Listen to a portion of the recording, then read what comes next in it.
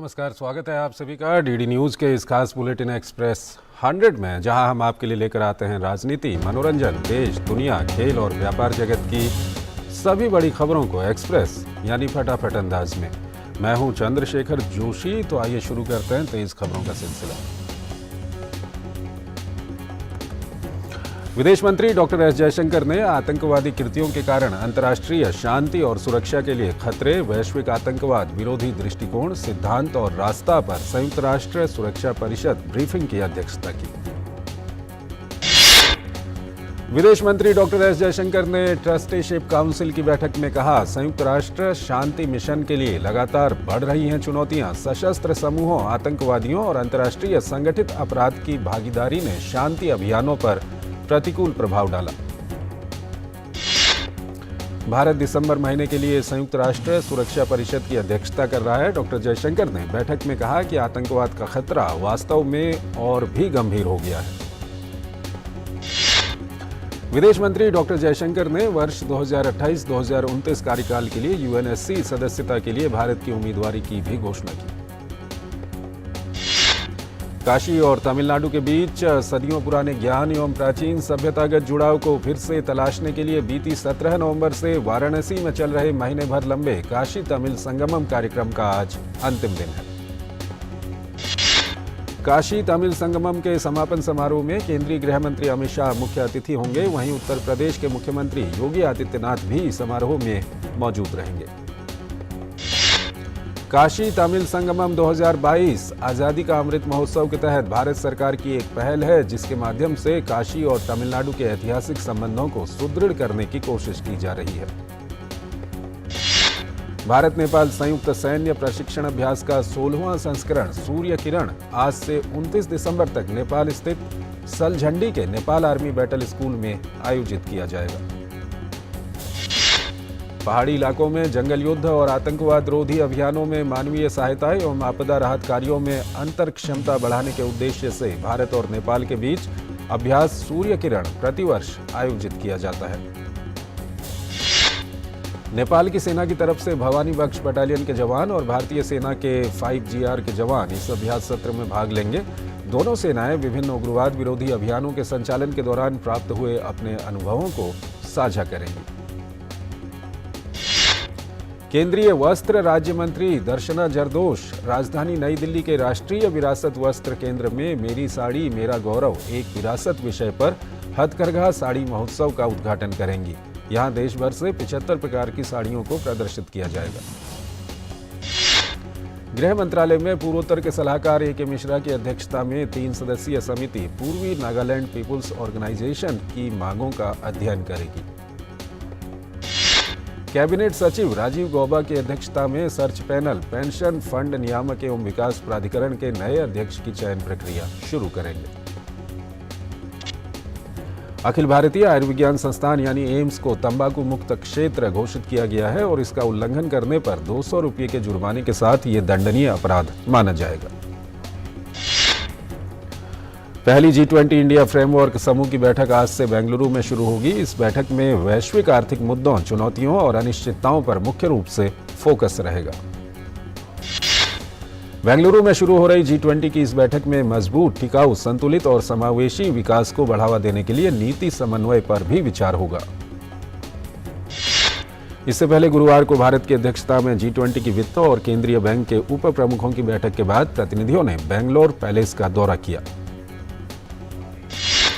संसद के ऊपरी सदन राज्यसभा में आज शून्यकाल और प्रश्नकाल के अलावा गैर सरकारी सदस्यों के कार्य संकल्प संबंधी सूची में जनसंख्या, शिक्षा, कृषि, लैंगिक असमानता जैसे विषयों पर प्रस्ताव सूचीबद्ध किए गए हैं। इसके अलावा राज्यसभा में सरकारी कार्य के संबंध में संसदीय कार्य राज्य मंत्री V मुरलीधरन आगामी 19 दिसंबर से शुरू होने वाले सप्ताह के दौरान होने वाले सरकारी कार्य के संबंध में एक वक्तव्य देंगे। वहीं लोकसभा में बहुराज्य सहकारी सोसाइटी संशोधन विधेयक 2022 विचार और पारित करने के लिए सूचीबद्ध है। इसके अलावा गैर सरकारी सदस्यों का कार्य संकल्प संबंधी प्रस्ताव भी सूचीबद्ध है। लोकसभा में समुद्री जलदस्युता रोधी विधेयक 2019 विचार और पारित करने के लिए सूचीबद्ध है। ये विधेयक भारतीय अधिकारियों को गहरे समुद्र में कार्रवाई के लिए अधिकृत करता है। लोकसभा में अनुसूचित जनजाति संविधान संशोधन विधेयक के जरिए कर्नाटक और हिमाचल प्रदेश में जनजाति की सूची में संशोधन संबंधी विधेयक भी विचार और पारित करने के लिए सूचीबद्ध है। इससे पहले गुरुवार को लोकसभा ने संविधान अनुसूचित जनजाति आदेश दूसरा संशोधन विधेयक 2022 को मंजूरी दे दी। विधेयक में तमिलनाडु की नारी कुरुवर और कुरु विकरण पहाड़ी जनजातियों को अनुसूचित जनजाति की सूची में शामिल करने का प्रावधान है। जनजातीय कार्य मंत्री अर्जुन मुंडा ने सदन में विधेयक पर हुई चर्चा का जवाब देते हुए कहा कि तमिलनाडु की नारी कुरुवर और कुरु विकरण पहाड़ी जनजातियों की संख्या बहुत अधिक नहीं है, लेकिन सुदूरवर्ती क्षेत्रों में रहने वाले इन समुदायों के लोगों तक पहुंचने और इन तक सुविधाएं पहुंचाने का प्रयास प्रधानमंत्री नरेंद्र मोदी के नेतृत्व में किया गया है। अर्जुन मुंडा ने कहा कि देश की आबादी करीब 131 करोड़ है और इसमें से 27,000 लोगों तक सरकार की दृष्टि जा रही है। इससे सरकार की भावना को समझा जा सकता है। उन्होंने कहा कि ये वोट बैंक की राजनीति नहीं है, बल्कि विशुद्ध रूप से अंत्योदय और सुशासन का मॉडल है। भाजपा के संजय जायसवाल ने लोकसभा में शून्यकाल में बिहार में जहरीली शराब से लोगों की मौत के मुद्दे को उठाते हुए कहा कि बिहार में जहरीली शराब की बिक्री और इससे लोगों की मौत राज्य सरकार द्वारा प्रायोजित है। भाजपा के राजीव प्रताप रूडी ने शून्यकाल में कहा कि जहरीली शराब पीने से राज्य में एक जगह लोग मर सकते हैं, लेकिन अलग अलग से इस तरह की घटनाएं सामने आने का मतलब है कि इसकी बिक्री का पूरा जाल है और जहरीली शराब की तस्करी होती है। गुरुवार को राज्यसभा में सत्तारूढ़ भारतीय जनता पार्टी ने जहां बिहार में जहरीली शराब से 40 लोगों की मौत का मुद्दा उठाया, वहीं विपक्षी दलों ने अलग अलग विषयों पर हंगामा किया। सरकार ने गुरुवार को राज्यसभा में कहा कि अदालतों में लंबित मामलों की संख्या चिंता का विषय है, लेकिन न्यायाधीशों की नियुक्ति के लिए जब तक कॉलेजियम प्रणाली के स्थान पर नई व्यवस्था नहीं लागू हो जाती, तब तक इस मुद्दे का समाधान होना मुश्किल है। केंद्रीय विधि एवं न्याय राज्य मंत्री एसपी सिंह बघेल ने गुरुवार को कहा कि उच्चतम न्यायालय में सर्दियों तथा गर्मियों में अवकाश का मामला न्यायपालिका के दायरे में आता है और सरकार इसे समाप्त करने के बारे में अपनी ओर से निर्णय नहीं ले सकती। सरकार ने गुरुवार को राज्यसभा को आश्वस्त किया कि देश के परमाणु संयंत्र साइबर हमलों सहित सभी खतरों से पूरी तरह सुरक्षित है। केंद्रीय मंत्री जितेंद्र सिंह ने कहा कि पिछले वर्ष इन संयंत्रों पर हमले की आशंका की रिपोर्ट आई थी और इसे ध्यान में रखकर हर तरह की सावधानी बरती जा रही है। गुरुवार को लोकसभा में प्रश्नकाल के दौरान पूरक प्रश्नों का उत्तर देते हुए पेट्रोलियम मंत्री हरदीप सिंह पुरी ने कहा कि 2021 से 2022 के बीच देश में पेट्रोल की कीमतों में केवल 2% की वृद्धि हुई, जबकि अंतर्राष्ट्रीय स्तर पर कच्चे तेल की कीमतें बहुत अधिक हो गई हैं। हरदीप पुरी ने कहा कि आम लोगों को राहत देने के लिए केंद्र सरकार ने केंद्रीय उत्पाद शुल्क में पिछले साल नवंबर में और इस वर्ष मई में 2 बार कमी की है। कानून मंत्री किरण रिजिजू ने राज्यसभा में एक प्रश्न के लिखित उत्तर में कहा कि लोकसभा और विधानसभाओं के चुनाव एक साथ कराए जाने की आवश्यकता महसूस की गई है, क्योंकि चुनाव बड़े बजट वाले और खर्चीले हो गए हैं। किरण रिजिजू ने कहा कि भारत विधि आयोग ने निर्वाचन कानूनों में सुधार संबंधी अपनी 170वीं रिपोर्ट में शासन में स्थिरता के लिए लोकसभा और राज्य विधानसभाओं के एक साथ चुनाव कराने का सुझाव दिया है। रिजिजू ने कहा कि एक साथ चुनाव कराने से सरकारी खजाने में भारी बचत होगी। बार बार चुनाव कराने में प्रशासनिक और विधिक व्यवस्था तंत्र के प्रयासों की पुनरावृत्ति से बचा जा सकेगा। सुप्रीम कोर्ट ने भ्रष्टाचार के मामले में कहा है कि भ्रष्टाचार निवारण अधिनियम के तहत एक लोक सेवक को दोषी ठहराने के लिए रिश्वत की मांग का प्रत्यक्ष सबूत आवश्यक नहीं है और परिस्थिति जन्य सबूत के माध्यम से ऐसी मांग को साबित किया जा सकता है।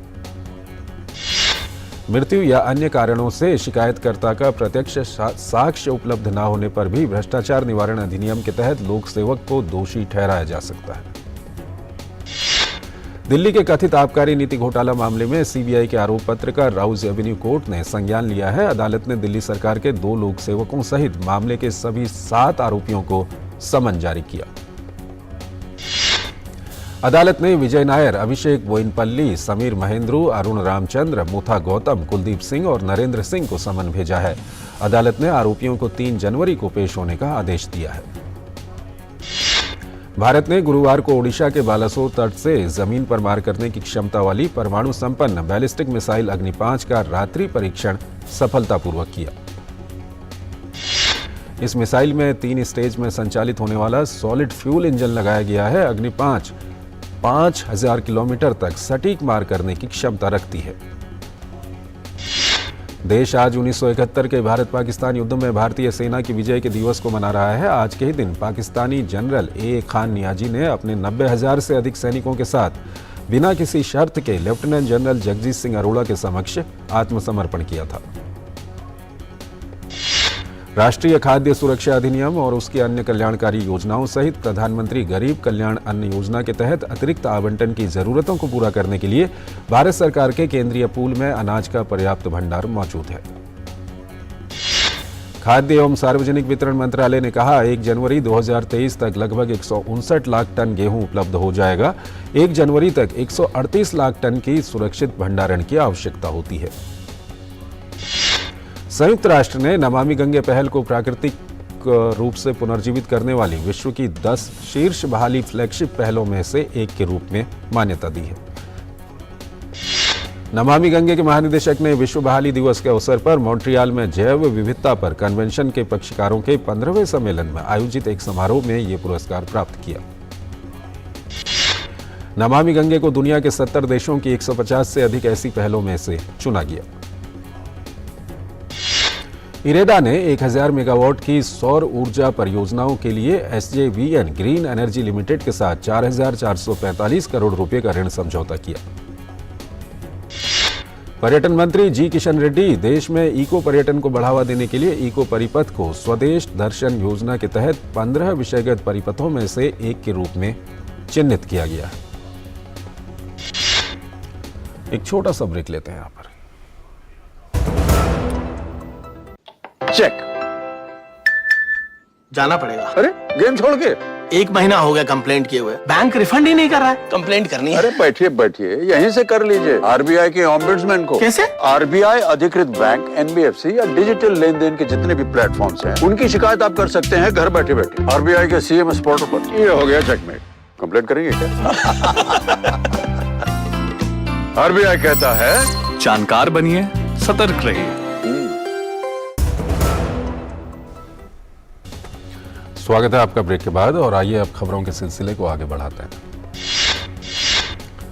अटल नवाचार मिशन नीति आयोग और UNDP इंडिया ने संयुक्त रूप से एशिया प्रशांत क्षेत्र के सबसे बड़े युवा नवाचार अभियान यूथ को लैब का 5वां संस्करण लॉन्च किया। वाणिज्य एवं उद्योग मंत्री पीयूष गोयल ने कहा सरकार रेशम के लिए गुणवत्ता नियंत्रण आदेश लाने पर विचार कर रही है। इसका उद्देश्य खराब गुणवत्ता वाले उत्पादों के आयात को रोकना और घरेलू उद्योग को बढ़ावा देना है। देश का निर्यात नवंबर महीने में सालाना आधार पर 31.99 अरब डॉलर पर स्थिर रहा। पिछले साल इसी महीने में निर्यात 31.8 अरब डॉलर का था। 5G सेवाओं के आने के साथ भारतीय दूरसंचार उद्योग हर 3 साल में 12.5 अरब डॉलर की दर से बढ़ेगा। डेलॉयट इंडिया और भारतीय उद्योग परिसंघ ने एक रिपोर्ट में ये उम्मीद जताई। केंद्रीय उपभोक्ता संरक्षण प्राधिकरण ने ई-कॉमर्स कंपनी फ्लिपकार्ट से उसके ऑनलाइन मंच पर तेजाब की बिक्री को लेकर स्पष्टीकरण मांगा। केंद्रीय सड़क परिवहन एवं राजमार्ग मंत्री नितिन गडकरी ने केरल में 45,536 करोड़ रुपए की 15 राष्ट्रीय राजमार्ग परियोजनाओं का उद्घाटन और शिलान्यास किया। भारतीय रिजर्व बैंक 2 चरणों में सरकारी स्वर्ण बॉन्ड योजना जारी करेगा। ये योजनाएं निवेश के लिए दिसंबर और मार्च में खुलेंगी। सरकार जनवरी में घरेलू उत्पादन का आकलन करने के बाद चालू विपणन वर्ष 2022-2023 के लिए चीनी निर्यात कोटा बढ़ाने पर विचार कर सकती है। मेडन फार्मा की खांसी कफ की दवा के नमूने गुणवत्ता पर खरे पाए गए हैं। सरकार ने संसद में ये जानकारी दी। सूचना प्रौद्योगिकी राज्य मंत्री राजीव चंद्रशेखर ने कहा प्रौद्योगिकी कंपनियां, स्टार्टअप्स और सरकार भारत को सेमीकंडक्टर राष्ट्र और इलेक्ट्रॉनिक्स की वैश्विक मूल्य श्रृंखला में एक बड़ी ताकत बनाने के लिए भागीदारी करेंगे। केंद्रीय इलेक्ट्रॉनिक्स एवं सूचना प्रौद्योगिकी राज्य मंत्री राजीव चंद्रशेखर ने कहा कि भविष्य में इंटरनेट को लेकर नीतियां बनाने के लिए भारत को किसी दूसरे देश या वैश्विक प्रथा का अनुकरण करने की जरूरत नहीं है। दुबई में आयोजित एक इंडिया ग्लोबल फोरम कार्यक्रम के दौरान चंद्रशेखर ने कहा देश के 82 करोड़ इंटरनेट उपयोगकर्ताओं को यह तय करने का अधिकार है कि उन्हें किस प्रकार का इंटरनेट चाहिए। देश की सबसे बड़ी तरलीकृत प्राकृतिक गैस आयातक कंपनी पेट्रोनेट एलएनजी ओडिशा के गोपालपुर बंदरगाह पर 2306 करोड़ रुपए के निवेश से एलएनजी प्राप्त करने की सुविधा स्थापित करेगी। रूस यूक्रेन के बीच जारी युद्ध खत्म होने का नाम नहीं ले रहा। इस बीच यूरोपीय संघ ने गुरुवार को रूस पर नए प्रतिबंध लगाए, जिसके अनुसार रूस के लगभग 200 और लोगों को काली सूची में डाल दिया गया है। रूस के खनन उद्योग में निवेश पर भी रोक लगाने का फैसला किया गया है। इसके साथ ही यूक्रेन को बड़ी सहायता राशि देने का भी ऐलान किया गया है। गुरुवार को 3 दिवसीय यूएस अफ्रीका लीडर समिट का समापन हो गया। अमेरिकी राष्ट्रपति जो बाइडेन ने अमेरिका अफ्रीका शिखर सम्मेलन में अफ्रीकी नेताओं के साथ एक तस्वीर भी खिंचवाई।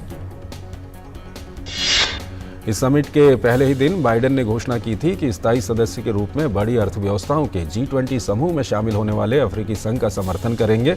वॉशिंगटन अफ्रीकी क्षेत्र के साथ संबंधों को फिर से मजबूत करने का प्रयास कर रहा है। बाइडेन ने कहा है कि संयुक्त राज्य अमेरिका सभी क्षेत्रों में सहयोग बढ़ाना चाहता है। उन्होंने अफ्रीकी महाद्वीप की यात्रा करने की अपनी उत्सुकता भी व्यक्त की। रूस और यूक्रेन के बीच महीनों से लंबी लड़ाई जारी है। यूक्रेन के सशस्त्र बलों के कमांडर इन चीफ को 2023 के शुरुआती महीनों में कीव पर एक नए रूसी हमले की उम्मीद है। जनरल वालेरी जालुजनी ने बताया कि राजधानी को फिर से निशाना बनाया जाएगा। उन्होंने कहा कि रूसी लगभग 20 लाख सैनिकों को तैयार कर रहे हैं। स्पेन की संसद ने यौन और प्रजनन स्वास्थ्य के लिए एक कानून पारित किया। ये कानून 16 और 17 वर्ष की लड़कियों को माता पिता की सहमति के बिना गर्भपात की अनुमति देता है। पहली बार यूरोपीय देश इस समस्या से पीड़ित महिलाओं के लिए राज्य वित्तपोषित अवकाश भी प्रदान करेगा। इस कानून में 39वें सप्ताह से गर्भवती महिलाओं के लिए वैतनिक अवकाश भी शामिल है। कानून अब अंतिम मंजूरी के लिए उच्च सदन में भेजा गया है। अमेरिका ने रूस के सबसे अमीर व्यापारियों में शामिल व्लादिमीर पोटानिन और वाणिज्यिक बैंक रोसबैंक को लक्ष्य बनाकर रूस पर नए वित्तीय प्रतिबंध लगाए। अमेरिकी विदेश मंत्री एंटनी ब्लिंकन ने कल कहा कि राष्ट्रपति व्लादिमीर पुतिन के करीबी सहयोगी व्लादिमीर पोटानिन, उनके परिवार और उनकी कंपनी इंटररोस के 3 सदस्यों पर प्रतिबंध लगाया जा रहा है। रूस के पूर्व उप प्रधानमंत्री पोटानिन का राष्ट्रपति व्लादिमीर पुतिन के साथ सीधा संबंध है। इसके अलावा अमेरिका के विदेश मंत्रालय ने रूस स्थित वाणिज्यिक बैंक रोसबैंक को काली सूची में डाल दिया। अमेरिका के विदेश मंत्रालय ने सरकार के नियंत्रण वाली रूसी रेलवे के निदेशक मंडल के सदस्यों, सरकारी अधिकारियों सहित मॉस्को के गवर्नर और उनके परिवार के सदस्यों पर भी प्रतिबंध लगाए हैं। यूरोपीय संघ के नेताओं ने बोस्निया को यूरोपीय संघ की सदस्यता के लिए औपचारिक उम्मीदवार के रूप में मान्यता दे दी है। ब्रुसेल्स में शिखर सम्मेलन के दौरान ये मंजूरी दी गई। पिछले 6 महीनों में संकटग्रस्त यूक्रेन और मोल्दोवा के बाद बोस्निया तीसरा देश है जिसे 27 राष्ट्रों के यूरोपीय संघ में सदस्यता के लिए उम्मीदवार का दर्जा दिया गया है। स्लोवाकिया में महीनों के राजनीतिक संकट के बाद विपक्ष द्वारा बुलाए गए संसद में अविश्वास प्रस्ताव हारने के बाद गठबंधन सरकार गिर गई। संसद के 150 सांसदों में से 78 ने विपक्ष द्वारा लाए गए अविश्वास प्रस्ताव के पक्ष में मतदान किया। प्रधानमंत्री एडवार्ड हैगर की अल्पमत सरकार मध्य यूरोपीय देश में 3 दलों के गठबंधन से बनी थी। राष्ट्रपति जुजाना कैपुतोवा को नया प्रधानमंत्री नियुक्त करना होगा। कई विपक्षी और गठबंधन दलों ने संकेत दिया है कि वो जल्द चुनाव को प्राथमिकता देंगे। चटगांव में भारत और बांग्लादेश के बीच खेले जा रहे पहले टेस्ट मैच के दूसरे दिन का खेल खत्म होने पर बांग्लादेश ने 8 विकेट पर 133 रन बनाए। भारत की तरफ से कुलदीप यादव ने 4 और मोहम्मद सिराज ने 3 विकेट लिए। लिटन दास 24 और जाकिर हसन ने 20 रन का योगदान दिया। इससे पहले भारत की पहली पारी 404 रन पर समाप्त हुई। भारत की ओर से चेतेश्वर पुजारा ने 90 और श्रेयस अय्यर ने 86 रन की पारी खेली। भोपाल में 20 दिसंबर से राष्ट्रीय महिला बॉक्सिंग चैंपियनशिप होगी आयोजित। ओलंपिक पदक विजेता लवलीना और विश्व चैंपियन निखत जरीन लेंगी हिस्सा।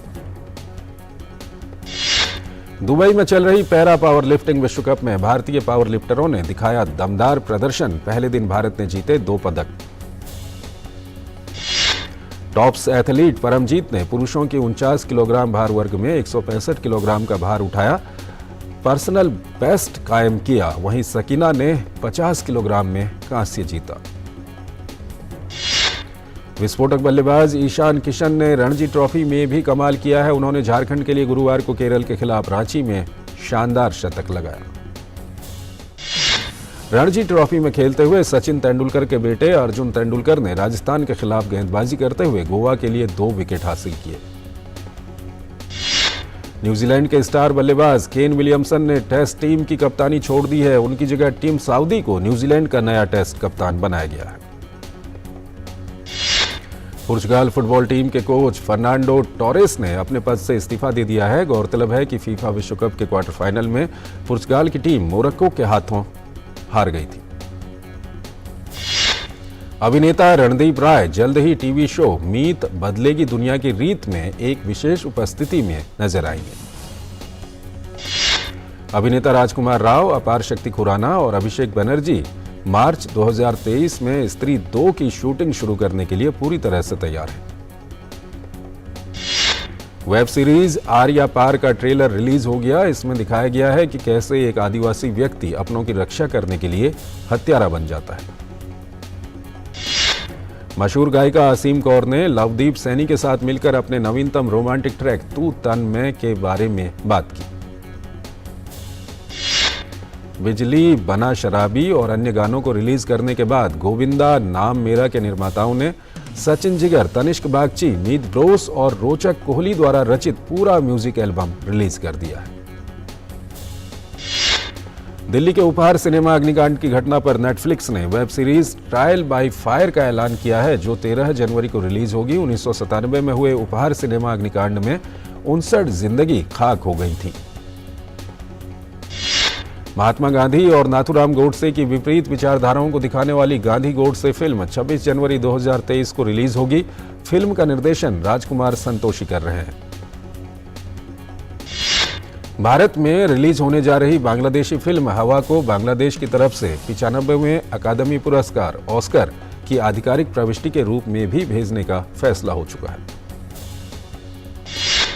Shahrukh Khan FIFA world cup के फाइनल में शामिल होंगे और इस फिल्म पठान का ग्रैंड प्रमोशन करेंगे। तो एक्सप्रेस न्यूज में फिलहाल इतना ही। आप हमारी पूरी टीम को इजाजत दीजिए। नमस्कार।